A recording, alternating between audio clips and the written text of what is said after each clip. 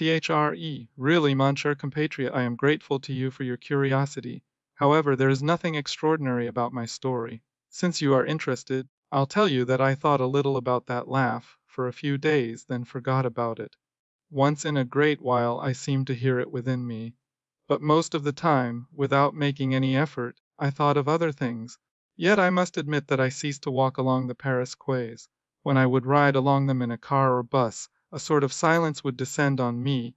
I was waiting, I believe, but I would cross the Seine, nothing would happen, and I would breathe again. I also had some health problems at that time.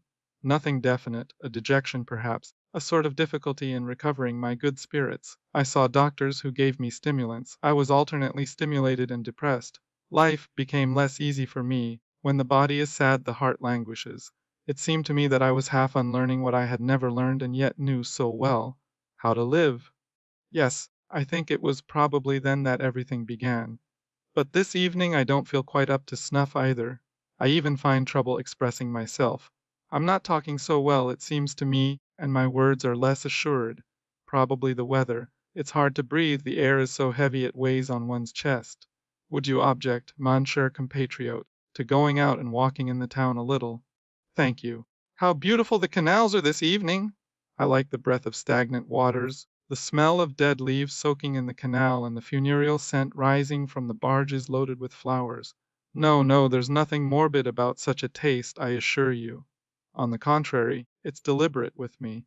The truth is that I force myself to admire these canals. What I like most in the world is Sicily, you see, and especially from the top of Etna, in the sunlight, provided I dominate the island and the sea. Java too, but at the time of the trade winds. Yes, I went there in my youth. In a general way I like all islands. It is easier to dominate them. Charming house, isn't it? The two heads you see up there are heads of Negro slaves. A shop sign. The house belonged to a slave dealer. Oh, they weren't squeamish in those days! They had assurance, they announced. You see, I'm a man of substance. I'm in the slave trade, I deal in black flesh. Can you imagine anyone today making it known publicly that such is his business? What a scandal! I can hear my Parisian colleagues right now. They are adamant on the subject, they wouldn't hesitate to launch 2 or 3 manifestos, maybe even more. And on reflection, I'd add my signature to theirs. Slavery. Certainly not, we are against it. That we should be forced to establish it at home or in our factories, well, that's natural, but boasting about it, that's the limit. I am well aware that one can't get along without domineering or being served.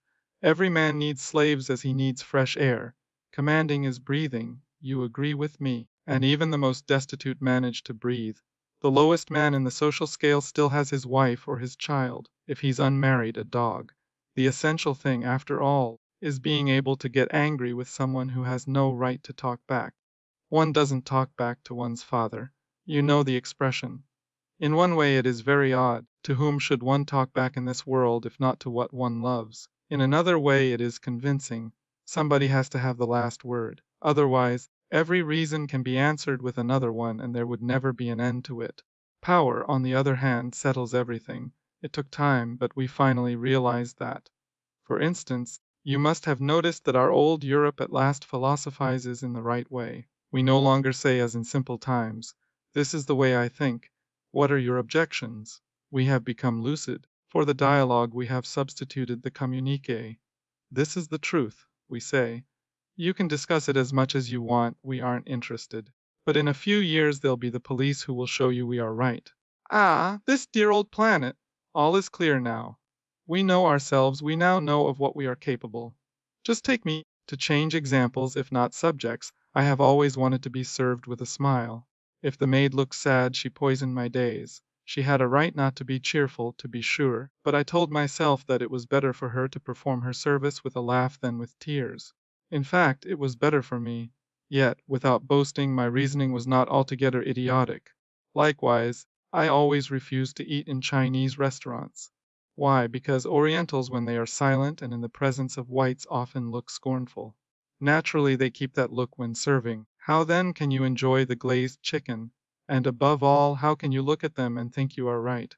Just between us, slavery, preferably with a smile, is inevitable then, but we must not admit it. Isn't it better that whoever cannot do without having slaves should call them free men? for the principle to begin with, and, secondly, not to drive them to despair. We owe them that compensation, don't we? In that way they will continue to smile, and we shall maintain our good conscience. Otherwise, we'd be obliged to reconsider our opinion of ourselves, we'd go mad with suffering or even become modest, for everything would be possible. Consequently, no shop signs, and this one is shocking. Besides, if everyone told all, displayed his true profession and identity, we shouldn't know which way to turn. Imagine the visiting cards Dupont, jittery philosopher, or Christian landowner, or adulterous humanist. Indeed, there's a wide choice. But it would be hell. Yes, hell must be like that, its streets filled with shop signs and no way of explaining oneself. One is classified once and for all. You, for instance, mon cher compatriot, stop and think of what your sign would be. You are silent. Well, you'll tell me later on. I know mine in any case, a double face, a charming Janus, and above it the motto of the house. Don't rely on it. On my cards, Jean-Baptiste Clamence, play actor. Why, shortly after the evening I told you about, I discovered something. When I would leave a blind man on the sidewalk to which I had convoyed him, I used to tip my hat to him. Obviously the hat tipping wasn't intended for him, since he couldn't see it. To whom was it addressed? To the public. After playing my part I would take the bow. Not bad, eh? Another day during the same period, to a motorist who was thanking me for helping him, I replied that no one would have done as much. I meant, of course, anyone. But that unfortunate slip weighed heavy on me. For modesty, really, I took the cake. I have to admit it humbly, mon cher compatriot, I was always bursting with vanity. I is the refrain of my whole life, which could be heard in everything I said. I could never talk without boasting, especially if I did so with that shattering discretion that was my specialty. It is quite true that I always lived free and powerful. I simply felt released in regard to all for the excellent reason that I recognized no equals. I always considered myself more intelligent than everyone else, as I've told you, but also more sensitive and more skillful, a crack shot, an incomparable driver, a better lover. Even in the fields in which it was easy for me to verify my inferiority, like tennis for instance, in which I was but a passable partner, it was hard for me not to think that, with a little time for practice, I would surpass the best players. I admitted only superiorities in me, and this explained my goodwill and serenity. When I was concerned with others, I was so out of pure condescension, in utter freedom, and all the credit went to me, my self-esteem would go up a degree. Along with a few other truths, I discovered these facts little by little in the period following the evening I told you about. Not all at once nor very clearly. First I had to recover my memory. By gradual digress I saw more clearly, I learned a little of what I knew. Until then I had always been aided by an extraordinary ability to forget. I used to forget everything, beginning with my resolutions. Fundamentally, nothing mattered. War, suicide, love, poverty got my attention, of course, when circumstances forced me, but a courteous, superficial attention. At times I would pretend to get excited about some cause foreign to my daily life. But basically I didn't really take part in it except, of course, when my freedom was thwarted. How can I express it? Everything slid off. Yes, just rolled off me. In the interest of fairness, it should be said that sometimes my forgetfulness was praiseworthy. You have noticed that there are people whose religion consists in forgiving all offenses, and who do in fact forgive them but never forget them. I wasn't good enough to forgive offenses, but eventually I always forgot them, and the man who thought I hated him couldn't get over seeing me tip my hat to him with a smile. According to his nature, he would then admire my nobility of character or scorn my ill breeding without realizing that my reason was simpler. I had forgotten his very name. The same infirmity that often made me indifferent or ungrateful in such cases made me magnanimous. I lived consequently without any other continuity than that from day to day of from day to day women, from day to day virtue or vice, from day to day like dogs, but every day myself secure at my post.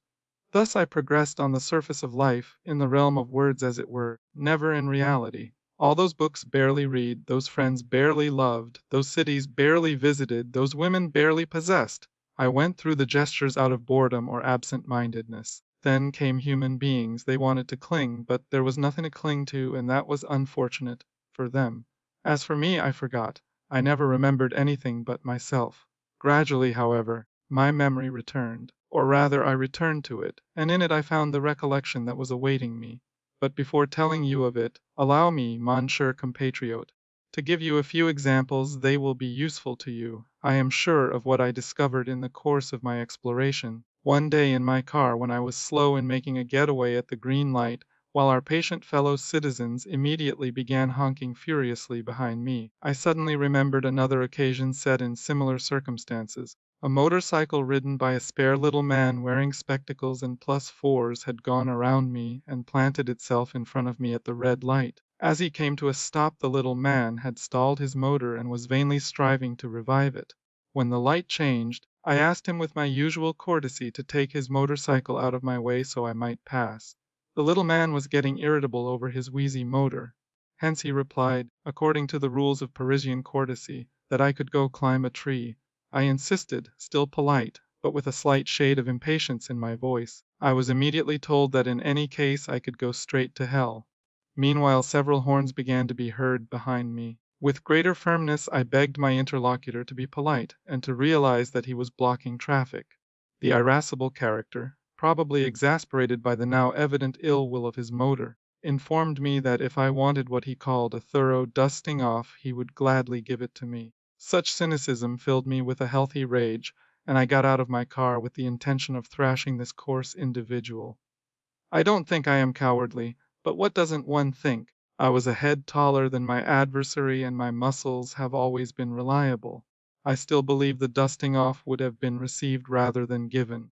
But I had hardly set foot on the pavement, when from the gathering crowd a man stepped forth, rushed at me, assured me that I was the lowest of the low, and that he would not allow me to strike a man who had a motorcycle between his legs and hence was at a disadvantage. I turned toward this musketeer and, in truth, didn't even see him. Indeed, hardly had I turned my head when, almost simultaneously, I heard the motorcycle begin popping again and received a violent blow on the ear. Before I had the time to register what had happened, the motorcycle rode away. Dazed, I mechanically walked toward D'Artagnan when, at the same moment, an exasperated concert of horns rose from the now considerable line of vehicles.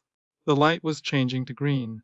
Then, still somewhat bewildered, instead of giving a drubbing to the idiot who had addressed me, I docilely returned to my car and drove off.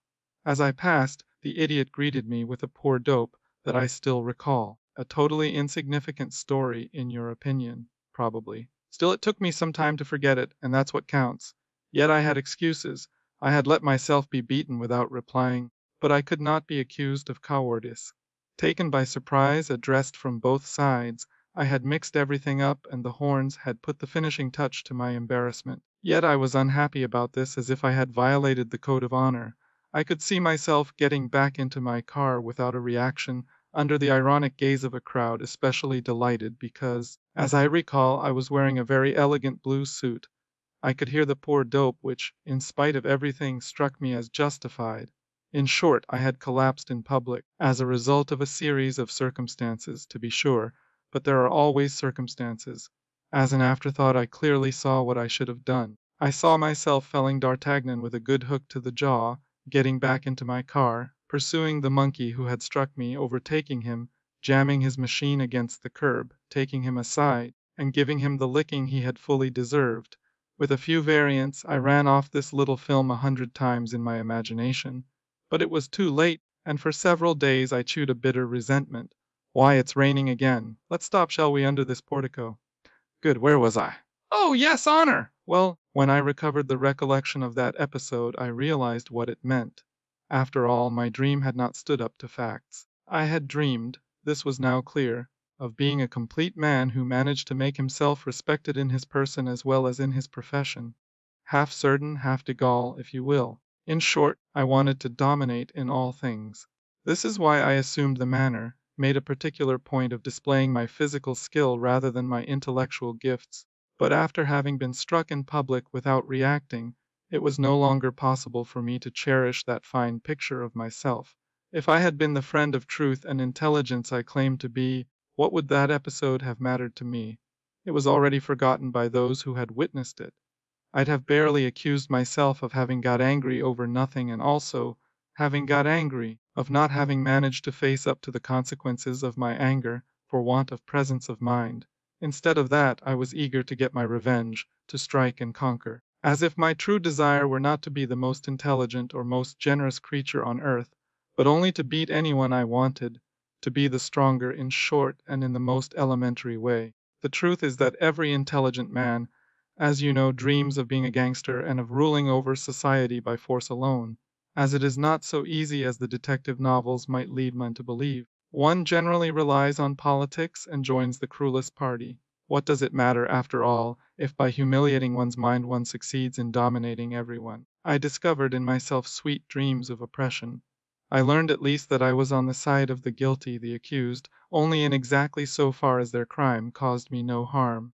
Their guilt made me eloquent because I was not its victim.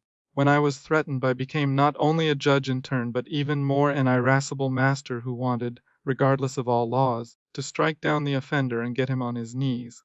After that, mon cher compatriot, it is very hard to continue seriously believing one has a vocation for justice, and is the predestined defender of the widow and orphan.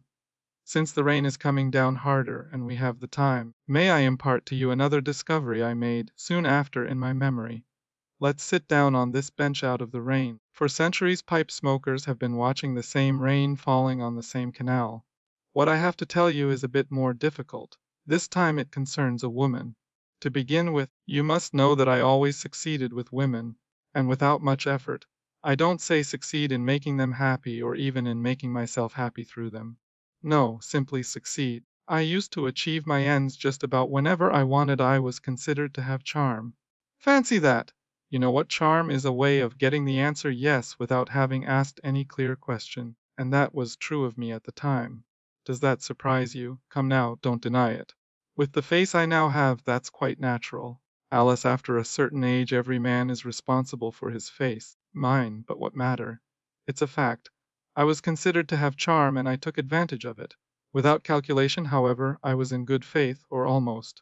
My relationship with women was natural, free, easy, as the saying goes, no guile in it except that obvious guile which they look upon as a homage. I loved them according to the hallowed expression, which amounts to saying that I never loved any of them. I always considered misogyny vulgar and stupid, and almost all the women I have known seemed to me better than I. Nevertheless, setting them so high, I made use of them more often than I served them. How can one make it out? Of course, true love is exceptional, 2 or 3 times a century, more or less. The rest of the time there is vanity or boredom. As for me, in any case I was not the Portuguese nun. I am not hard-hearted, far from it, full of pity on the contrary, and with a ready tear to boot. Only my emotional impulses always turn toward me, my feelings of pity concern me. It is not true, after all, that I never loved. I conceived at least one great love in my life, of which I was always the object. From that point of view, after the inevitable hardships of youth, I was early focused. Sensuality alone dominated my love life. I looked merely for objects of pleasure and conquest. Moreover, I was aided in this by my constitution. Nature had been generous with me. I was considerably proud of this and derived many satisfactions therefrom, without my knowing now whether they were physical or based on prestige. Of course you will say that I am boasting again. I shan't deny it, and I am hardly proud of doing so, for here I am boasting of what is true. In any case, my sensuality, to limit myself to it, was so real that even for a 10-minute adventure I'd have disowned father and mother, even were I to regret it bitterly. Indeed, especially for a 10-minute adventure, and even more so if I were sure it was to have no sequel. I had principles, to be sure, such as that the wife of a friend is sacred, but I simply ceased quite sincerely a few days before to feel any friendship for the husband. Maybe I ought not to call this sensuality. Sensuality is not repulsive. Let's be indulgent and use the word infirmity, a sort of congenital inability to see in love anything but the physical. That infirmity, after all, was convenient. Combined with my faculty for forgetting, it favored my freedom. At the same time, through a certain appearance of inaccessibility and unshakable independence it gave me, it provided the opportunity for new successes. As a result of not being romantic, I gave romance something to work on. Our feminine friends have in common with Bonaparte the belief that they can succeed where everyone else has failed. In this exchange, moreover, I satisfied something in addition to my sensuality, my passion for gambling. I loved in women my partners in a certain game, which had at least the taste of innocence. You see, I can't endure being bored and appreciate only diversions in life. Any society, however brilliant, soon crushes me, whereas I have never been bored with the women I liked. It hurts me to confess it, but I'd have given 10 conversations with Hsiksu Einstein for an initial rendezvous with a pretty chorus girl. It's true that at the 10th rendezvous I was longing for Einstein or a serious book. In short, I was never concerned with the major problems, except in the intervals between my little excesses. And how often, standing on the sidewalk involved in a passionate discussion with friends, I lost the thread of the argument being developed, because a devastating woman was crossing the street at that very moment. Hence I played the game. I knew they didn't like one to reveal one's purpose too quickly. First, there had to be conversation, fond attentions, as they say. I wasn't worried about speeches, being a lawyer, nor about glances, having been an amateur actor during my military service. I often changed parts, but it was always the same play. For instance, the scene of the incomprehensible attraction, of the mysterious something, of the lit's unreasonable. I certainly didn't want to be attracted. I was even tired of love. Et Siu always worked, though it is one of the oldest in the repertory. There was also the gambit of the mysterious happiness no other woman has ever given you. It may be a blind alley. Indeed, it surely is za, for one cannot protect oneself too much. But it just happens to be unique. Above all, I had perfected a little speech which was always well received and which, I am sure, you will applaud. The essential part of that act lay in the assertion, painful and resigned, that I was nothing, that it was not worth getting involved with me, that my life was elsewhere and not related to everyday happiness. A happiness that maybe I should have preferred to anything. But there you were, it was too late. As to the reasons behind this decisive lateness, I maintained secrecy, knowing that it is always better to go to bed with a mystery. In a way, moreover, I believed what I said. I was living my part. It is not surprising that my partners likewise began to tread the boards enthusiastically. The most sensitive among them tried to understand me, and that effort led them to melancholy surrenders. The others, satisfied to note that I was respecting the rules of the game, and had the tactfulness to talk before acting, progressed without delay to the realities. This meant I had won, and twice over, since besides the desire I felt for them I was satisfying the love I bore myself by verifying each time my special powers. This is so true that even if some among them provided but slight pleasure, I nevertheless tried to resume relations with them, at long intervals, helped doubtless by that strange desire kindled by absence and a suddenly recovered complicity, but also to verify the fact that our ties still held, and that it was my privilege alone to tighten them. Sometimes I went so far as to make them swear not to give themselves to any other man, in order to quiet my worries once and for all on that score. My heart, however, played no part in that worry, nor even my imagination. A certain type of pretension was in fact so personified in me that it was hard for me to imagine, despite the facts, that a woman who had once been mine could ever belong to another. But the oath they swore to me liberated me while it bound them. As soon as I knew they would never belong to anyone, I could make up my mind to break off, which otherwise was almost always impossible for me. As far as they were concerned, I had proved my point once and for all and assured my power for a long time. Strange, isn't it? But that's the way it was, mon cher compatriot. Some cry, love me, others, don't love me, but a certain genus, the worst and most unhappy, cries, don't love me and be faithful to me. Except that the proof is never definitive, after all, one has to begin again with each new person. As a result of beginning over and over again, one gets in the habit. Soon the speech comes without thinking and the reflex follows, and one day you find yourself taking without really desiring. Believe me, for certain men at least, not taking what one doesn't desire is the hardest thing in the world.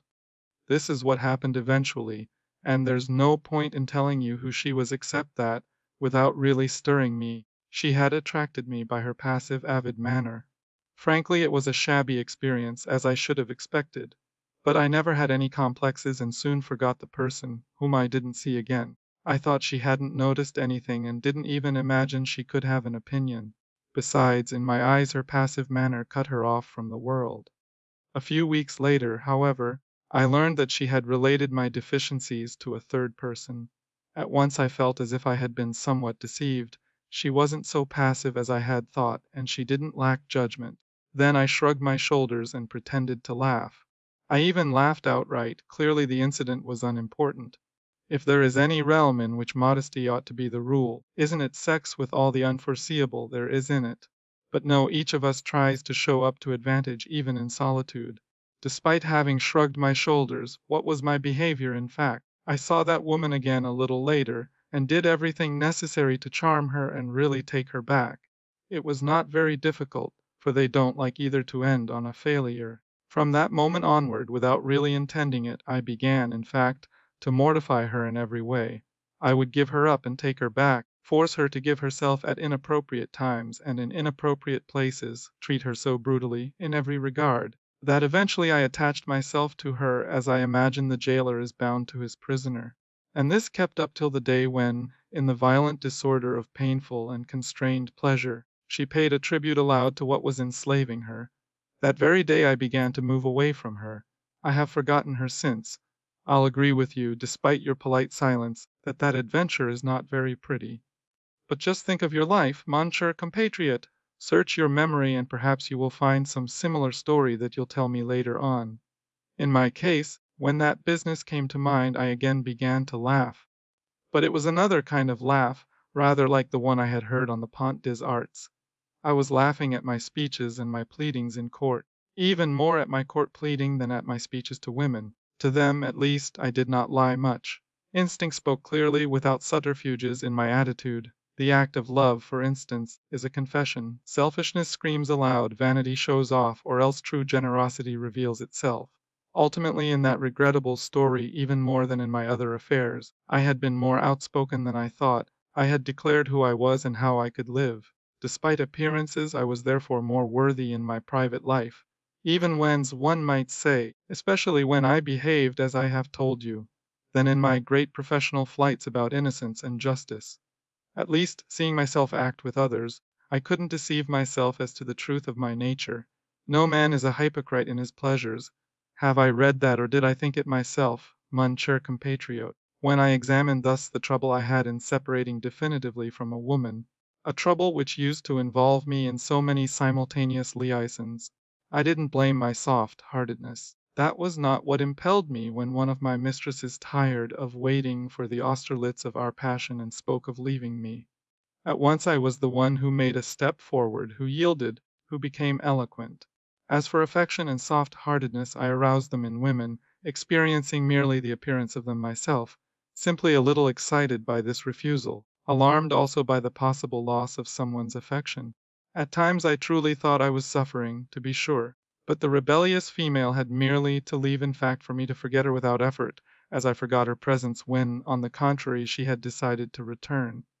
No, it was not love or generosity that awakened me when I was in danger of being forsaken, but merely the desire to be loved and to receive what in my opinion was due me. The moment I was loved and my partner again forgotten, I shone, I was at the top of my form, I became likable. Be it said, moreover, that as soon as I had won that affection I became aware of its weight.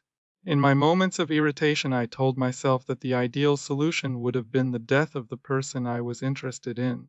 Her death would, on the one hand, have definitively fixed our relationship and, on the other, removed its compulsion. But one cannot long for the death of every one or, in the extreme, depopulate the planet in order to enjoy a freedom that cannot be imagined otherwise. My sensibility was opposed to this, and my love of mankind. The only deep emotion I occasionally felt in these affairs was gratitude, when all was going well and I was left not only peace, but freedom to come and go, never kinder and gayer with one woman than when I had just left another's bed, as if I extended to all others the debt I had just contracted toward one of them. In any case, however apparently confused my feelings were, the result I achieved was clear. I kept all my affections within reach to make use of them when I wanted. On my own admission, I could live happily only on condition that all the individuals on earth, or the greatest possible number, were turned toward me, eternally in suspense, devoid of independent life, and ready to answer my call at any moment, doomed in short to sterility until the day I should deign to favor them. In short, for me to live happily it was essential for the creatures I chose not to live at all. They must receive their life, sporadically, only at my bidding. Oh, I don't feel any self-satisfaction, believe me, in telling you this. Upon thinking of that time when I used to ask for everything without paying anything myself, when I used to mobilize so many people in my service, when I used to put them in the refrigerator, so to speak, in order to have them at hand some day when it would suit me, I don't know how to name the odd feeling that comes over me. Isn't it shame, perhaps? Tell me, mon cher compatriot, doesn't shame sting a little? It does. Well, it's probably shame, then, or one of those silly emotions that have to do with honor. It seems to me in any case that that feeling has never left me since the adventure I found at the heart of my memory, which I cannot any longer put off relating, despite my digressions and the inventive efforts for which I hope you give me credit. Look, the rain has stopped. Be kind enough to walk home with me. I am strangely tired, not from having talked so much, but at the mere thought of what I still have to say. Oh, well, a few words will suffice to relate my essential discovery. What's the use of saying more anyway? For the statue to stand bare, the fine speeches must take flight like pigeons. So here goes. That particular night in November, 2 or 3 years before the evening when I thought I heard laughter behind me, I was returning to the left bank and my home by way of the Pont Royal. It was an hour past midnight. A fine rain was falling, a drizzle rather, that scattered the few people on the streets. I had just left a mistress who was surely already asleep. I was enjoying that walk, a little numbed, my body calmed and irrigated by a flow of blood gentle as the falling rain. On the bridge I passed behind a figure leaning over the railing and seeming to stare at the river. On closer view, I made out a slim young woman dressed in black. The back of her neck, cool and damp between her dark hair and coat collar, stirred me. But I went on after a moment's hesitation. At the end of the bridge I followed the guys toward Saint Michel, where I lived. I had already gone some 50 yards when I heard the sound, which, despite the distance, seemed dreadfully loud in the midnight silence, of a body striking the water. I stopped short, but without turning around. Almost at once I heard a cry, repeated several times, which was going downstream, then it suddenly ceased. The silence that followed, as the night suddenly stood still, seemed interminable. I wanted to run and yet didn't stir. I was trembling, I believe from cold and shock. I told myself that I had to be quick, and I felt an irresistible weakness steal over me. I have forgotten what I thought then. Too late, too far, or something of the sort. I was still listening as I stood motionless. Then, slowly under the rain, I went away. I informed no one. But here we are. Here's my house, my shelter. Tomorrow? Yes, if you wish. I'd like to take you to the island of Marken so you can see the Zuider Zee. Let's meet at 11 at Mexico City. What, that woman? Oh, I don't know.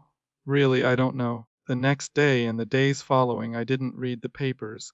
You are. A doll's village, isn't it? No shortage of quaintness here? But I didn't bring you to this island for quaintness, cher ami. Anyone can show you peasant headdresses, wooden shoes, and ornamented houses with fishermen smoking choice tobacco surrounded by the smell of furniture wax. I am one of the few people, on the other hand, who can show you what really matters here. We are reaching the dike. We'll have to follow it to get as far as possible from these two charming houses. Please, let's sit down. Well, what do you think of it? Isn't it the most beautiful negative landscape? Just see on the left that pile of ashes they call a dune here, the gray dike on the right, the livid beach at our feet, and in front of us the sea the color of a weak lye, solution with the vast sky reflecting the colorless waters. A soggy hell indeed! Everything horizontal, no relief, space is colorless, and life dead. Is it not universal obliteration, everlasting nothingness made visible? No human beings above all, no human beings! You and I alone facing the planet at last deserted? The sky is alive, you are right, cher ami. It thickens, becomes concave, opens up air shafts and doses cloudy doors. Those are the doves. Haven't you noticed that the sky of Holland is filled with millions of dove, invisible because of their altitude, which flap their wings, rise or fall in unison, filling the heavenly space with dense multitudes of grayish feathers, carried hither and thither by the wind. The doves wait up there all year round. They wheel above the earth, look down, and would like to come down. But there is nothing but the sea and the canals, roofs covered with shop signs, and never a head on which to light. You don't understand what I mean. I'll admit my fatigue. I lose the thread of what I am saying. I've lost that lucidity to which my friends used to enjoy paying respects. I say, my friends. Moreover, as a convention, I have no more friends, I have nothing but accomplices. To make up for this, their number has increased. They are the whole human race. And within the human race, you first of all. Whoever is at hand is always the first. How do I know I have no friends? It's very easy. I discovered it the day I thought of killing myself to play a trick on them, to punish them in a way. But punish whom? Some would be surprised, and no one would feel punished. I realized I had no friends. Besides, even if I had had, I shouldn't be any better off. If I had been able to commit suicide and then see their reaction, why, then the game would have been worth the candle. But the earth is dark, cher ami, the coffin thick, and the shroud opaque, the eyes of the soul. To be sure, if there is a soul in his eyes! But you see, we're not sure, we can't be sure. Otherwise, there would be a solution, at least one could get oneself taken seriously. Men are never convinced of your reasons, of your sincerity, of the seriousness of your sufferings, except by your death. So long as you are alive, your case is doubtful, you have a right only to their skepticism. So if there were the least certainty that one could enjoy the show, it would be worth proving to them what they are unwilling to believe and thus amazing them. But you kill yourself, and what does it matter whether or not they believe you? You are not there to see their amazement and their contrition, fleeting at best to witness, according to every man's dream, your own funeral. In order to cease being a doubtful case, one has to cease being, that's all. Besides, isn't it better thus? We'd suffer too much from their indifference. You'll pay for this, a daughter said to her father, who had prevented her from marrying a too well-groomed suitor, and she killed herself. But the father paid for nothing. He loved fly casting. 3 Sundays later he went back to the river, to forget, as he said. He was right, he forgot. To tell the truth, the contrary would have been surprising. You think you are dying to punish your wife, and actually you are freeing her. It's better not to see that, besides the fact that you might hear the reasons they give for your action. As far as I am concerned, I can hear them now.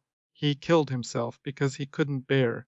Ah, cher ami, how poor an invention men are! They always think one commits suicide for a reason, but it's quite possible to commit suicide for 2 reasons. No, that never occurs to them. So what's the good of dying intentionally, of sacrificing yourself to the idea you want people to have of you? Once you are dead, they will take advantage of it to attribute idiotic or vulgar motives to your action. Martyrs, cher ami, must choose between being forgotten, mocked, or made use of. As for being understood, never! Besides, let's not beat about the bush. I love life. That's my real weakness. I love it so much that I am incapable of imagining what is not life. Such avidity has something plebeian about it, don't you think? Aristocracy cannot imagine itself without a little distance surrounding itself and its life. One dies if necessary, one breaks rather than bending. But I bend because I continue to love myself. For example, after all I have told you, what do you think I developed? An aversion for myself. Come, come, it was especially with others that I was fed up. To be sure, I knew my failings and regretted them.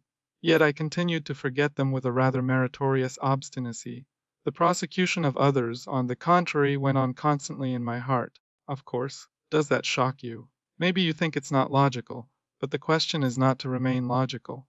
The question is to slip through, and above all, yes, above all, the question is to elude judgment. I'm not saying to avoid punishment, for punishment without judgment is bearable. It has a name, besides, that guarantees our innocence. It is called misfortune. No, on the contrary, it's a matter of dodging judgment, of avoiding being forever judged without ever having a sentence pronounced. But one can't dodge it so easily. Today we are always ready to judge as we are to fornicate, with this difference that there are no inadequacies to fear. If you doubt this, just listen to the table conversation during August in those summer hotels where our charitable fellow citizens take the boredom cure. If you still hesitate to conclude, read the writings of our great men of the moment, or else observe your own family and you will be edified. Mon cher ami, let's not give them any pretext, no matter how small, for judging us. Otherwise, we'll be left in shreds. We are forced to take the same precautions as the animal tamer. If, before going into the cage, he has the misfortune to cut himself while shaving, what a feast for the wild animals! I realized this all at once the moment I had the suspicion that maybe I wasn't so admirable. From then on I became distrustful. Since I was bleeding slightly, there was no escape for me, they would devour me. My relations with my contemporaries were apparently the same and yet subtly out of tune. My friends hadn't changed. On occasion, they still extolled the harmony and security they found in my company. But I was aware only of the dissonances and disorder that filled me. I felt vulnerable and open to public accusation. In my eyes, my fellows ceased to be the respectful public to which I was accustomed. The circle of which I was the center broke, and they lined up in a row as on the judge's bench. In short, the moment I grasped that there was something to judge in me, I realized that there was in them an irresistible vocation for judgment. Yes, they were there as before, but they were laughing. Or rather, it seemed to me that every one I encountered was looking at me with a hidden smile. I even had the impression at that time that people were tripping me up. 2 or 3 times, in fact, I stumbled as I entered public places. Once even I went sprawling on the floor. The Cartesian Frenchman in me didn't take long to catch hold of himself and attribute those accidents to the only reasonable divinity, that is, chance. Nonetheless, my distrust remained. Once my attention was aroused, it was not hard for me to discover that I had enemies. In my profession, to begin with, and also in my social life. Some among them I had obliged, others I should have obliged. All that, after all, was natural, and I discovered it without too much grief. It was harder and more painful, on the other hand, to admit that I had enemies among people I hardly knew, or didn't know at all. I had always thought, with the ingenuousness I have already illustrated to you, that those who didn't know me couldn't resist liking me if they came to know me. Not at all! I encountered hostility especially among those who knew me only at a distance, without my knowing them myself. Doubtless they suspected me of living fully, given up completely to happiness, and that cannot be forgiven. The look of success, when it is worn in a certain way, would infuriate a jackass. Then again, my life was full to bursting, and for lack of time, I used to refuse many advances. Then I would forget my refusals for the same reason. But those advances had been made me by people whose lives were not full and who, for that very reason, would remember my refusals. Thus it is that in the end, to take but one example, women cost me dear. The time I used to devote to them I couldn't give to men, who didn't always forgive me this. Is there any way out? Your successes and happiness are forgiven you only if you generously consent to share them.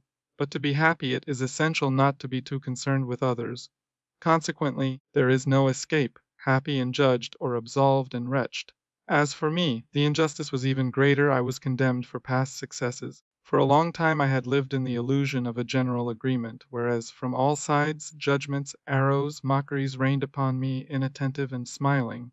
The day I was elected I became lucid. I received all the wounds at the same time and lost my strength all at once. The whole universe then began to laugh at me. That is what no man except those who are not really alive, in other words, wise men, can endure. Spitefulness is the only possible ostentation. People hasten to judge in order not to be judged themselves.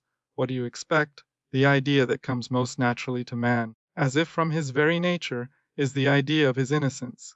From this point of view, we are all like that little Frenchman at Buchenwald who insisted on registering a complaint with the clerk, himself a prisoner, who was recording his arrival. A complaint. The clerk and his comrades laughed. Useless old man. You don't lodge a complaint here. But you see, sir, said the little Frenchman, my case is exceptional. I am innocent. We are all exceptional cases. We all want to appeal against something. Each of us insists on being innocent at all cost, even if he has to accuse the whole human race and heaven itself. You won't delight a man by complimenting him on the efforts by which he has become intelligent or generous. On the other hand, he will beam if you admire his natural generosity. Inversely, if you tell a criminal that his crime is not due to his nature or his character, but to unfortunate circumstances, he will be extravagantly grateful to you. During the council's speech, this is the moment he will choose to weep. Yet there is no credit in being honest or intelligent by birth, just as one is surely no more responsible for being a criminal by nature than for being a criminal by circumstance. But those rascals want grace, that is, irresponsibility, and they shamelessly allege the justifications of nature or the excuses of circumstances, even if they are contradictory. The essential thing is that they should be innocent, that their virtues, by grace of birth, should not be questioned, and that their misdeeds, born of a momentary misfortune, should never be more than provisional. As I told you, it's a matter of dodging judgment. Since it is hard to dodge it, tricky to get one's nature simultaneously admired and excused, they all strive to be rich. Why, did you ever ask yourself? For power, of course, but especially because wealth shields from immediate judgment, takes you out of the subway crowd to enclose you in a chromium-plated automobile, isolates you in huge protected lawns, Pullmans, first-class cabins. Wealth, cher ami, is not quite acquittal, but reprieve, and that's always worth taking. Above all, don't believe your friends when they ask you to be sincere with them. They merely hope you will encourage them in the good opinion they have of themselves by providing them with the additional assurance they will find in your promise of sincerity. How could sincerity be a condition of friendship? A liking for truth at any cost is a passion that spares nothing and that nothing resists. It's a vice, at times a comfort, or a selfishness. Therefore, if you are in that situation, don't hesitate, promise to tell the truth and then lie as best you can. You will satisfy their hidden desire and doubly prove your affection. This is so true that we rarely confide in those who are better than we. Rather, we are more inclined to flee their society. Most often, on the other hand, we confess to those who are like us and who share our weaknesses. Hence, we don't want to improve ourselves or be bettered, for we should first have to be judged in default. We merely wish to be pitied and encouraged in the course we have chosen. In short, we should like, at the same time, to cease being guilty, and yet not to make the effort of cleansing ourselves. Not enough cynicism and not enough virtue. We lack the energy of evil as well as the energy of good. Do you know Dante? Really? The devil, you say? Then you know that Dante accepts the idea of neutral angels in the quarrel between God and Satan, and he puts them in limbo, a sort of vestibule of his hell. We are in the vestibule, cher ami. Patience. You are probably right. It would take patience to wait for the last judgment. But that's it, we're in a hurry. So much in a hurry, indeed, that I was obliged to make myself a judge penitent. However, I first had to make shift with my discoveries and put myself right with my contemporaries' laughter. From the evening when I was called, for I was really called, I had to answer or at least seek an answer. It wasn't easy, for some time I floundered. To begin with, that perpetual laugh and the laughers had to teach me to see clearly within me and to discover at last that I was not simple. Don't smile, that truth is not so basic as it seems. What we call basic truths are simply the ones we discover after all the others. However that may be, after prolonged research on myself, I brought out the fundamental duplicity of the human being. Then I realized, as a result of delving in my memory, that modesty helped me to shine, humility to conquer, and virtue to oppress. I used to wage war by peaceful means and eventually used to achieve, through disinterested means, everything I desired. For instance, I never complained that my birthday was overlooked. People were even surprised, with a touch of admiration, by my discretion on this subject. But the reason for my disinterestedness was even more discreet. I longed to be forgotten in order to be able to complain to myself. Several days before the famous date, which I knew very well, I was on the alert, eager to let nothing slip that might arouse the attention and memory of those on whose laps I was counting. Didn't I once go so far as to contemplate falsifying a friend's calendar? Once my solitude was thoroughly proved, I could surrender to the charms of a virile self-pity. Thus the surface of all my virtues had a less imposing reverse side. It is true that, in another sense, my shortcomings turned to my advantage. For example, the obligation I felt to conceal the vicious part of my life gave me a cold look that was confused with the look of virtue. My indifference made me loved, my selfishness wound up in my generosities. I stopped there, for too great a symmetry would upset my argument. But after all, I presented a harsh exterior and yet could never resist the offer of a glass or of a woman. I was considered active, energetic, and my kingdom was the bed. I used to advertise my loyalty, and I don't believe there is a single person I loved that I didn't eventually betray. Of course, my betrayals didn't stand in the way of my fidelity. I used to knock off a considerable pile of work through successive periods of idleness, and I had never ceased aiding my neighbor, thanks to my enjoyment in doing so. But however much I repeated such facts to myself, they gave me but superficial consolations. Certain mornings, I would get up the case against myself most thoroughly, coming to the conclusion that I excelled above all in scorn. The very people I helped most often were the most scorned. Courteously, with a solidarity charged with emotion, I used to spit daily in the face of all the blind. Tell me frankly, is there any excuse for that?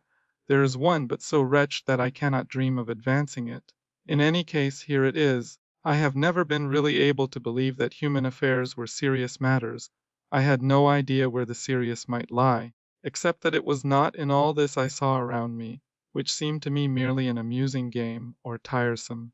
There are really efforts and convictions I have never been able to understand. I always looked with amazement and a certain suspicion on those strange creatures who died for money, fell into despair over the loss of a position, or sacrificed themselves with a high and mighty manner for the prosperity of their family. I could better understand that friend who had made up his mind to stop smoking and through sheer willpower had succeeded.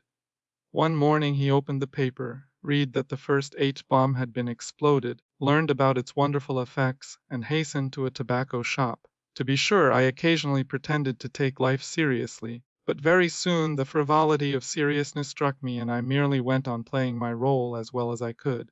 I played at being efficient, intelligent, virtuous, civic-minded, shocked, indulgent, fellow-spirited, edifying. In short, there's no need of going on. You have already grasped that I was like my Dutchmen who are here without being here. I was absent at the moment when I took up the most space. I have never been really sincere and enthusiastic except when I used to indulge in sports, and in the army, when I used to act in plays we put on for our own amusement. In both cases there was a rule of the game, which was not serious but which we enjoyed taking as if it were. Even now, the Sunday matches in an overflowing stadium, and the theatre, which I loved with the greatest passion, are the only places in the world where I feel innocent. But who would consider such an attitude legitimate in the face of love, death, and the wages of the poor? Yet what can be done about it? I could imagine the love of Isolde only in novels or on the stage. At times people on their deathbed seemed to me convinced of their roles. The lines spoken by my poor clients always struck me as fitting the same pattern. Whence, living among men without sharing their interests, I could not manage to believe in the commitments I made. I was courteous and indolent enough to live up to what was expected of me in my profession, my family, or my civic life, but each time with a sort of indifference that spoiled everything. I lived my whole life under a double code, and my most serious acts were often the ones in which I was the least involved. Wasn't that after all the reason that, added to my blunders, I could not forgive myself, that made me revolt most violently against the judgment I felt forming in me and around me, and that forced me to seek an escape? For some time, my life continued outwardly as if nothing had changed. I was on rails and speeding ahead as if purposely. People's praises increased. And that's just where the trouble came from. You remember the remark, "Woe to you when all men speak well of you." Ah, the one who said that spoke words of wisdom. Woe to me! Consequently, the engine began to have whims, inexplicable breakdowns. Then it was that the thought of death burst into my daily life. I would measure the years separating me from my end. I would look for examples of men of my age who were already dead.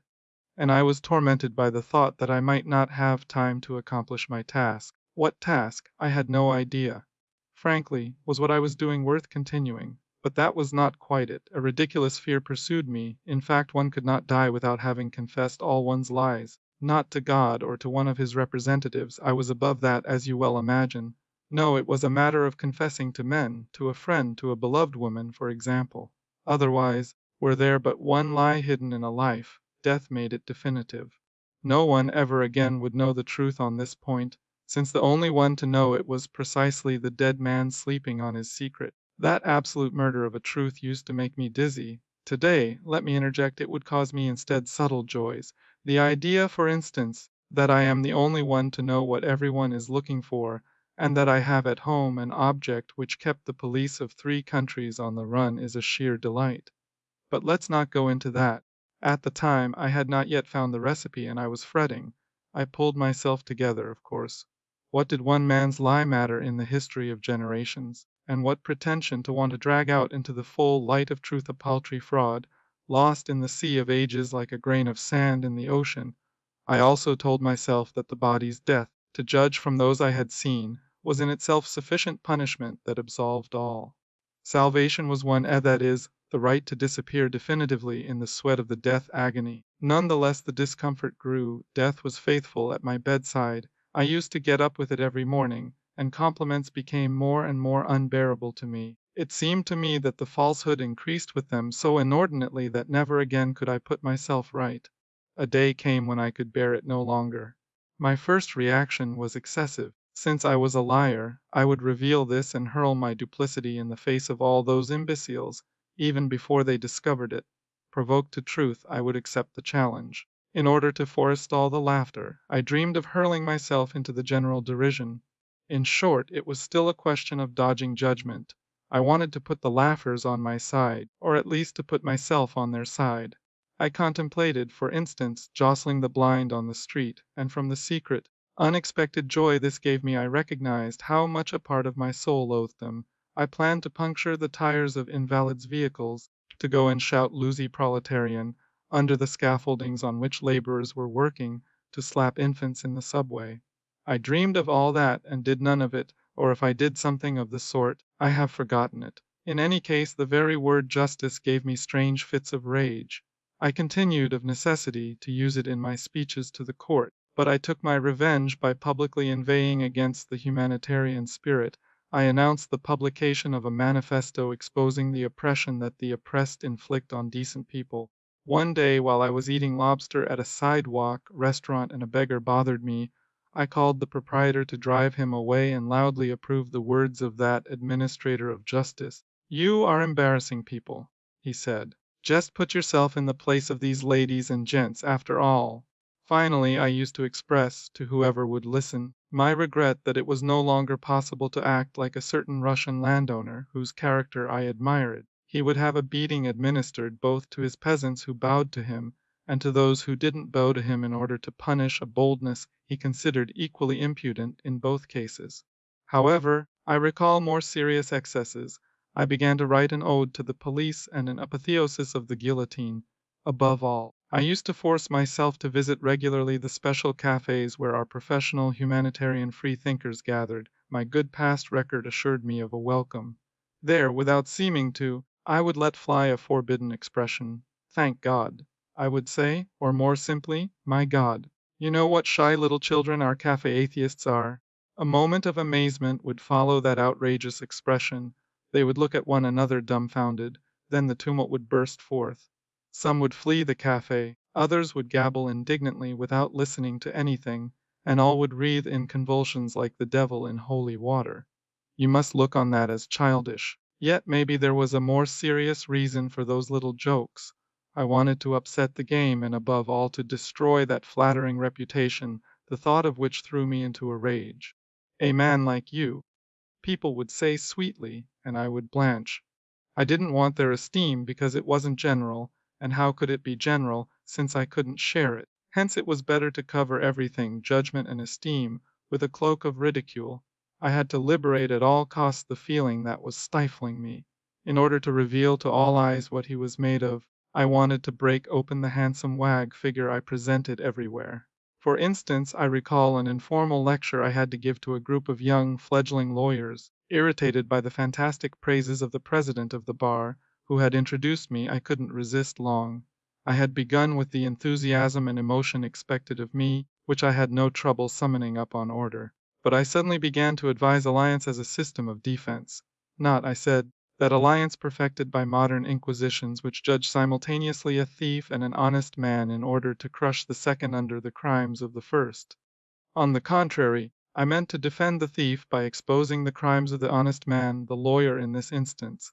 I explained myself very clearly on this point. Let us suppose that I have accepted the defense of some touching citizen, a murderer through jealousy.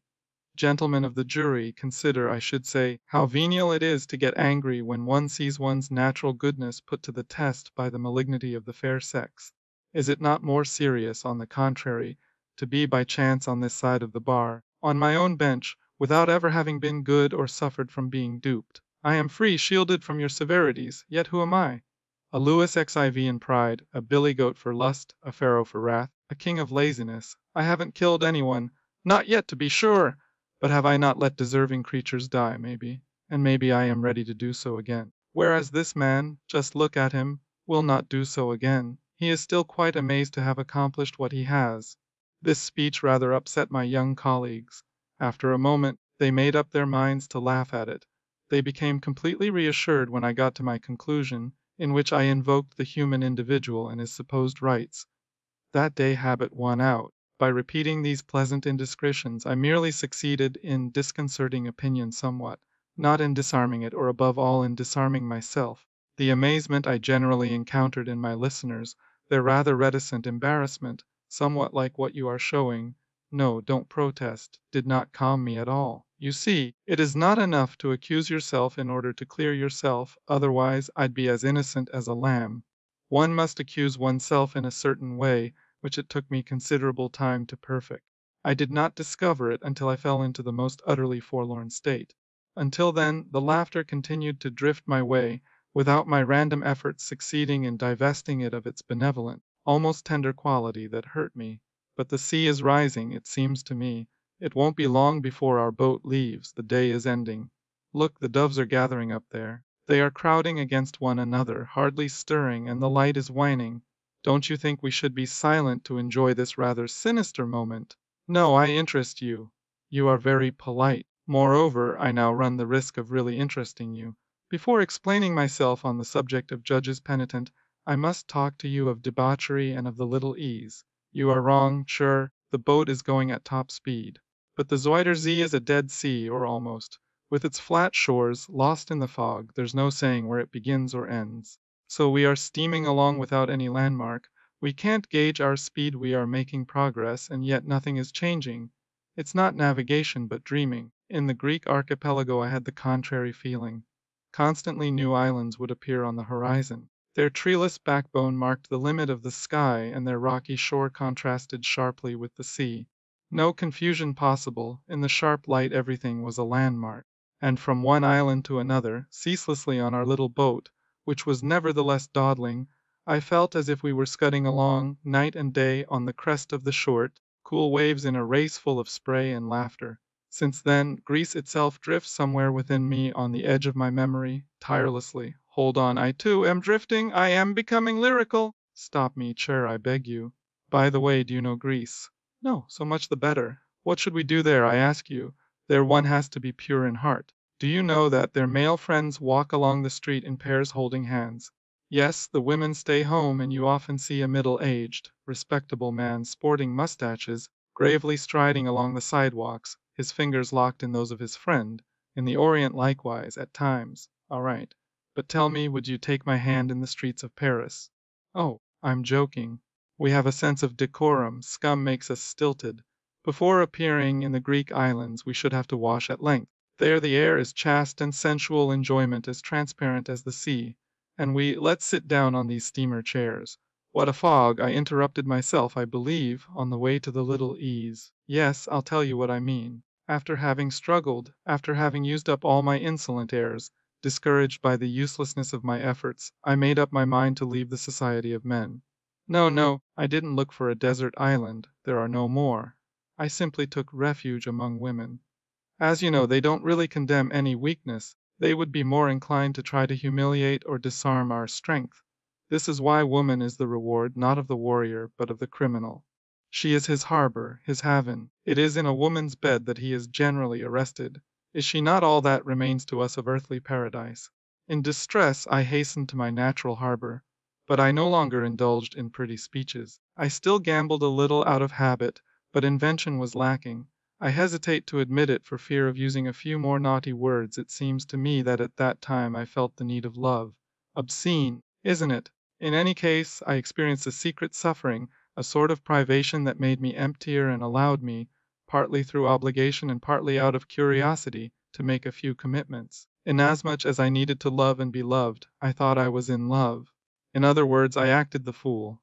I often caught myself asking a question which, as a man of experience, I had always previously avoided. I would hear myself asking, "Do you love me?" You know that it is customary to answer in such cases, and you. If I answered yes, I found myself committed beyond my real feelings. If I dared to say no, I ran the risk of ceasing to be loved, and I would suffer therefore. The greater the threat to the feeling in which I had hoped to find calm, the more I demanded that feeling of my partner. Hence I was led to ever more explicit promises, and came to expect of my heart an ever more sweeping feeling. Thus I developed a deceptive passion for a charming fool of a woman who had so thoroughly read a true love, stories that she spoke of love with the assurance and conviction of an intellectual announcing the classless society. Such conviction, as you must know, is contagious. I tried myself out at tallying likewise of love and eventually convinced myself. At least until she became my mistress and I realized that the true love stories, though they taught how to talk of love, did not teach how to make love. After having loved a parrot, I had to go to bed with a serpent, so I looked elsewhere for the love promised by books, which I had never encountered in life. But I lacked practice. For more than 30 years I had been in love exclusively with myself. What hope was there of losing such a habit? I didn't lose it and remained a trifler in passion. I multiplied the promises. I contracted simultaneous loves as, at an earlier period, I had multiple liaisons. In this way I piled up more misfortunes for others than at the time of my fine indifference. Have I told you that in despair my parrot wanted to let herself die of hunger? Fortunately I arrived in time and submitted to holding her hand until she met, on his return from a journey to Bali, the engineer with graying temples who had already been described to her by her favorite weekly. In any case, far from finding myself transported and absolved in the whirlwind, as the saying goes, of passion, I added even more to the weight of my crimes and to my deviation from virtue. As a result, I conceived such a loathing for love that for years I could not hear La Vie en Rose or the Liebestod without gritting my teeth. I tried accordingly to give up women, in a certain way, and to live in a state of chastity. After all, their friendship ought to satisfy me, but this was tantamount to giving up gambling. Without desire, women bored me beyond all expectation, and obviously I bored them too. No more gambling and no more theater. I was probably in the realm of truth. But truth, cher ami, is a colossal bore. Despairing of love and of chastity, I at last bethought myself of debauchery, a substitute for love which quiets the laughter, restores silence, and above all, confers immortality. At a certain degree of lucid intoxication, lying late at night between two prostitutes and drained of all desire, hope ceases to be a torture.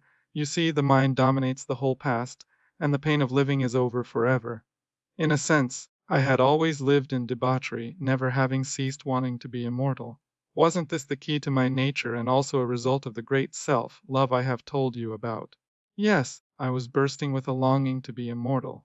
I was too much in love with myself not to want the precious object of my love never to disappear. Since, in the waking state and with a little self knowledge, one can see no reason why immortality should be conferred on a salacious monkey, one has to obtain substitutes for that immortality. Because I longed for eternal life, I went to bed with harlots and drank for nights on end. In the morning, to be sure, my mouth was filled with the bitter taste of the mortal state.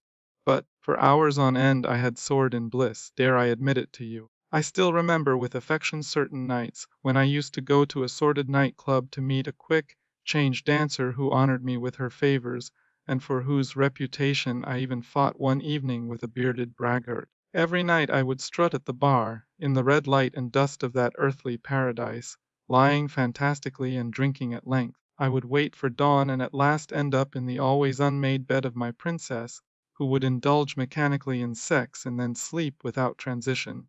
Day would come softly to throw light on this disaster, and I would get up and stand motionless in a dawn of glory. Alcohol and women provided me, I admit, the only solace of which I was worthy. I'll reveal this secret to you, cher ami, don't fear to make use of it. Then you'll see that true debauchery is liberating because it creates no obligations. In it you possess only yourself, hence it remains the favorite pastime of the great lovers of their own person. It is a jungle without past or future, without any promise above all, nor any immediate penalty. The places where it is practiced are separated from the world. On entering, one leaves behind fear and hope. Conversation is not obligatory there. What one comes for can be had without words, and often indeed without money. Ah, I beg you, let me pay honor to the unknown and forgotten women who helped me then. Even today, my recollection of them contains something resembling respect. In any case, I freely took advantage of that liberation. I was even seen in a hotel dedicated to what is called sin, living simultaneously with a mature prostitute and an unmarried girl of the best society. I played the gallant with the first and gave the second an opportunity to learn the realities. Unfortunately, the prostitute had a most middle-class nature. She since consented to write her memoirs for a confessions magazine quite open to modern ideas. The girl, for her part, got married to satisfy her unbridled instincts and make use of her remarkable gifts. I am not a little proud likewise to have been admitted as an equal, at that time, by a masculine guild too often reviled. But I'll not insist on that. You know that even very intelligent people glory in being able to empty one bottle more than the next man. I might ultimately have found peace and release in that happy dissipation. But, there too I encountered an obstacle in myself. This time it was my liver, and a fatigue so dreadful that it hasn't yet left me. One plays at being immortal, and after a few weeks one doesn't even know whether or not one can hang on till the next day. The sole benefit of that experience when I had given up my nocturnal exploits was that life became less painful for me. The fatigue that was gnawing at my body had simultaneously cauterized many raw spots in me. Each excess decreases vitality, hence suffering. There is nothing frenzied about debauchery, contrary to what is thought. It is but a long sleep. You must have noticed that men who really suffer from jealousy have no more urgent desire than to go to bed with the woman they nevertheless think has betrayed them. Of course, they want to assure themselves once more that their dear treasure still belongs to them. They want to possess it, as the saying goes, but there is also the fact that immediately afterward they are less jealous. Physical jealousy is a result of the imagination at the same time that it is a self-judgment. One attributes to the rival the nasty thoughts one had oneself in the same circumstances. Fortunately, excess of sensual satisfaction weakens both imagination and judgment. The suffering then lies dormant as long as virility does. For the same reasons adolescents lose their metaphysical unrest with their first mistress, and certain marriages, which are merely formalized debauches, become the monotonous hearses of daring and invention. Yes, cher ami, bourgeois marriage has put our country into slippers, and will soon lead it to the gates of death. I am exaggerating. No, but I am straying from the subject. I merely wanted to tell you the advantage I derived from those months of orgy. I lived in a sort of fog in which the laughter became so muffled that eventually I ceased to notice it. The indifference that already had such a hold over me now encountered no resistance and extended its sclerosis. No more emotions! And even temper, or rather no temper at all. Tubercular lungs are cured by drying up and gradually asphyxiate their happy owner. So it was with me as I peacefully died of my cure. I was still living on my work, although my reputation was seriously damaged by my flights of language, and the regular exercise of my profession compromised by the disorder of my life. It is noteworthy, however, that I aroused less resentment by my nocturnal excesses than by my verbal provocations. The reference, purely verbal, that I often made to God in my speeches before the court awakened mistrust in my clients. They probably feared that heaven could not represent their interests as well as a lawyer invincible when it came to the code of law. Whence it was but a step to conclude that I invoked the divinity in proportion to my ignorance. My clients took that step and became scarce. Now and then I still argued a case. At times even, forgetting that I no longer believed in what I was saying, I was a good advocate. My own voice would lead me on, and I would follow it, without really soaring as I once did. I at least got off the ground and did a little hedge hopping. Outside of my profession I saw but few people and painfully kept alive one or two tired liaisons. It even happened that I would spend purely friendly evenings, without any element of desire, yet with the difference that, resigned to boredom, I scarcely listened to what was being said. I became a little fatter and at last was able to believe that the crisis was over. Nothing remained but to grow older. One day, however, during a trip to which I was treating a friend without telling her I was doing so to celebrate my cure, I was aboard an ocean liner, on the upper deck, of course. Suddenly, far off at sea, I perceived a black speck on the steel-gray ocean. I turned away at once and my heart began to beat wildly. When I forced myself to look, the black speck had disappeared. I was on the point of shouting, of stupidly calling for help, when I saw it again. It was one of those bits of refuse that ships leave behind them. Yet I had not been able to endure watching it, for I had thought at once of a drowning person. Then I realized, calmly as you resign yourself to an idea the truth of which you have long known, that that cry which had sounded over the sign behind me years before had never ceased, carried by the river to the waters of the Channel, to travel throughout the world, across the limitless expanse of the ocean, and that it had waited for me there until the day I had encountered it. I realized likewise that it would continue to await me on seas and rivers, everywhere, in short, where lies the bitter water of my baptism. Here, too, by the way, aren't we on the water? On this flat, monotonous, interminable water whose limits are indistinguishable from those of the land. Is it credible that we shall ever reach Amsterdam? We shall never get out of this immense holy water fount. Listen. Don't you hear the cries of invisible gulls? If they are crying in our direction, to what are they calling us? But they are the same gulls that were crying, that were already calling over the Atlantic the day I realized definitively that I was not cured, that I was still cornered, and that I had to make shift with it. Ended the glorious life, but ended also the frenzy and the convulsions. I had to submit and admit my guilt. I had to live in the Little Ease. To be sure, you are not familiar with that dungeon cell that was called the Little Ease in the Middle Ages. In general, one was forgotten there for life. That cell was distinguished from others by ingenious dimensions. It was not high enough to stand up in, nor yet wide enough to lie down in. One had to take on an awkward manner and Dave on the diagonal. Sleep was a collapse, and waking a squatting. Monsieur, there was genius, and I am weighing my words, in that so simple invention. Every day through the unchanging restriction that stiffened his body, the condemned man learned that he was guilty, and that innocence consists in stretching joyously. Can you imagine in that cell a frequenter of summits and upper decks? What? One could live in those cells and still be innocent? Improbable! Highly improbable! Or else my reasoning would collapse. That innocence should be reduced to living hunchbacked. I refuse to entertain for a second such a hypothesis. Moreover, we cannot assert the innocence of anyone, whereas we can state with certainty the guilt of all. Every man testifies to the crime of all the others. That is my faith and my hope. Believe me, religions are on the wrong track the moment they moralize and fulminate commandments. God is not needed to create guilt or to punish. Our fellow men suffice, aided by ourselves. You were speaking of the Last Judgment. Allow me to laugh respectfully. I shall wait for it resolutely, for I have known what is worse, the judgment of men. For them no extenuating circumstances, even the good intention is ascribed to crime. Have you at least heard of the spitting cell, which a nation recently thought up to prove itself the greatest on earth? A walled-up box in which the prisoner can stand without moving. The solid door that locks him in his cement shell stops at chin level. Hence only his face is visible, and every passing jailer spits copiously on it. The prisoner, wedged into his cell, cannot wipe his face, though he is allowed, it is true, to close his eyes. Well, that, mon cher, is a human invention. They didn't need God for that little masterpiece. What of it? Well, God's sole usefulness would be to guarantee innocence, and I am inclined to see religion rather as a huge laundering venture, as it was once but briefly for exactly 3 years, and it wasn't called religion. Since then, soap has been lacking, our faces are dirty, and we wipe one another's noses. All dunces, all punished, let's all spit on one another and hurry to the Little Ease! Each tries to spit first, that's all. I'll tell you a big secret, mon cher. Don't wait for the Last Judgment. It takes place every day. No, it's nothing, I'm merely shivering a little in this damned humidity. We're landing anyway. Here we are, after you. But stay a little, I beg you, and walk home with me. I haven't finished. I must go on. Continuing is what is hard. Say, do you know why he was crucified?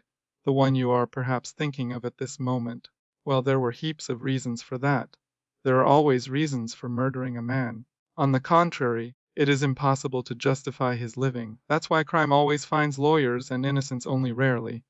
But, beside the reasons that have been very well explained to us for the past 2,000 years, there was a major one for that terrible agony, and I don't know why it has been so carefully hidden. The real reason is that he knew he was not altogether innocent.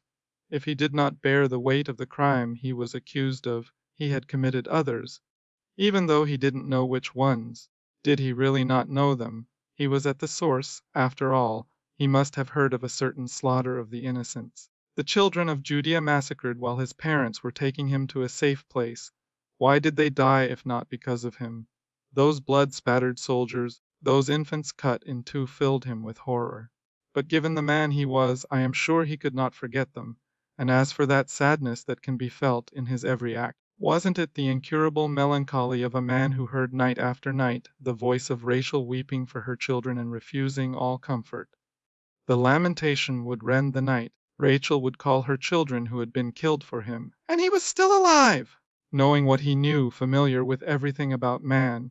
Ah, who would have believed that crime consists less in making others die than in not dying oneself? Brought face to face day and night with his innocent crime, he found it too hard for him to hold on and continue. It was better to have done with it, not to defend himself, to die, in order not to be the only one to live, and to go elsewhere where perhaps he would be upheld. He was not upheld, he complained, and as a last straw he was censored. Yes, it was the third evangelist, I believe, who first suppressed his complaint. Why hast thou forsaken me? It was a seditious cry, wasn't it? Well, then, the scissors. Mind you, if Luke had suppressed nothing, the matter would hardly have been noticed. In any case, it would not have assumed such importance. Thus the censor shouts aloud what he proscribes. The world's order likewise is ambiguous. Nonetheless, the censored one was unable to carry on. And I know, sure, whereof I speak. There was a time when I didn't at any minute have the slightest idea how I could reach the next one. Yes, one can wage war in this world, ape love, torture one's fellow man, or merely say evil of one's neighbor while knitting. But, in certain cases, carrying on, merely continuing, is superhuman. And he was not superhuman, you can take my word for it. He cried aloud his agony, and that's why I love him, my friend who died without knowing. The unfortunate thing is that he left us alone, to carry on, whatever happens, even when we are lodged in the little ease, knowing in turn what he knew, but incapable of doing what he did and of dying like him. People naturally tried to get some help from his death. After all, it was a stroke of genius to tell us, "You're not a very pretty sight, that's certain.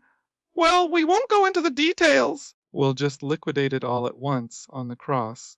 But too many people now climb onto the cross merely to be seen from a greater distance, even if they have to trample somewhat on the one who has been there so long.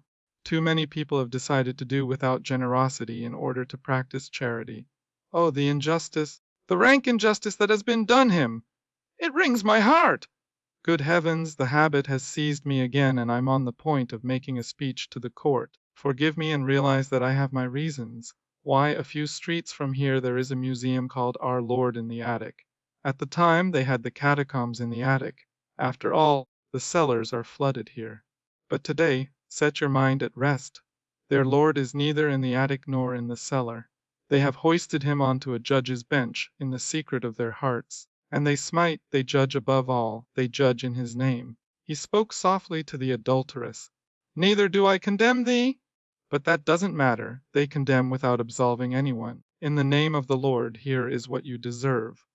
Lord, he, my friend, didn't expect so much. He simply wanted to be loved, nothing more. Of course there are those who love him, even among Christians, but they are not numerous. He had foreseen that too, he had a sense of humor. Peter, you know the coward, Peter denied him. I know not the man, I know not what thou sayest, etc. Really, he went too far. And my friend makes a play on words. Thou art Peter, and upon this rock I will build my church. Irony could go no further, don't you think? But no, they still triumph. You see, he had said it. He had said it indeed. He knew the question thoroughly. And then he left forever, leaving them to judge and condemn, with pardon on their lips and the sentence in their hearts. For it cannot be said there is no more pity. No, good Lord, we never stop talking of it. Simply no one is ever acquitted any more. On dead innocents the judges swarm, the judges of all species, those of Christ and those of the Antichrist, who are the same anyway, reconciled in the little ease. For one mustn't blame everything exclusively on the Christians. The others are involved too. Do you know what has become of one of the houses in this city that sheltered Descartes, a lunatic asylum? Yes, general delirium and persecution. We, too, naturally are obliged to come to it. You have had a chance to observe that I spare nothing, and as for you, I know that you agree in thought. Wherefore, since we are all judges, we are all guilty before one another, all Christs in our mean manner, one by one crucified, always without knowing. We should be at least if I, Clamence, had not found a way out, the only solution, truth at last. No, I am stopping. Cher-ami, fear nothing. Besides, I'm going to leave you, for we are at my door. In solitude and when fatigued, one is after all inclined to take oneself for a prophet. When all is said and done, that's really what I am, having taken refuge in a desert of stones, fogs, and stagnant waters. An empty prophet for shabby times, Elijah without a Messiah, choked with fever and alcohol. My back up against this moldy door, my finger raised toward a threatening sky, showering imprecations on lawless men who cannot endure any judgment. For they can't endure it, trascher, and that's the whole question. He who clings to a law does not fear the judgment that reinstates him in an order he believes in. But the keenest of human torments is to be judged without a law, yet we are in that torment. Deprived of their natural curb, the judges, loosed at random, are racing through their job. Hence we have to try to go faster than they, don't we? And it's a real madhouse. Prophets and quacks multiply. They hasten to get there with a good law or a flawless organization before the world is deserted. Fortunately, I arrived. I am the end and the beginning. I announce the law. In short, I am a judge penitent. Yes, yes, I'll tell you tomorrow what this noble profession consists of. You are leaving the day after tomorrow. Come to my place, will you? Just ring 3 times. You are going back to Paris. Paris is far. Paris is beautiful. I haven't forgotten it. I remember its twilights at about this same season. Evening falls, dry and rustling, over the roofs blue with smoke. The city rumbles. The river seems to flow backward. Then I used to wander in the streets. They wander now too, I know. They wander, pretending to hasten toward the tired wife, the forbidding home. Ah, mon ami, do you know what the solitary creature is like as he wanders in big cities?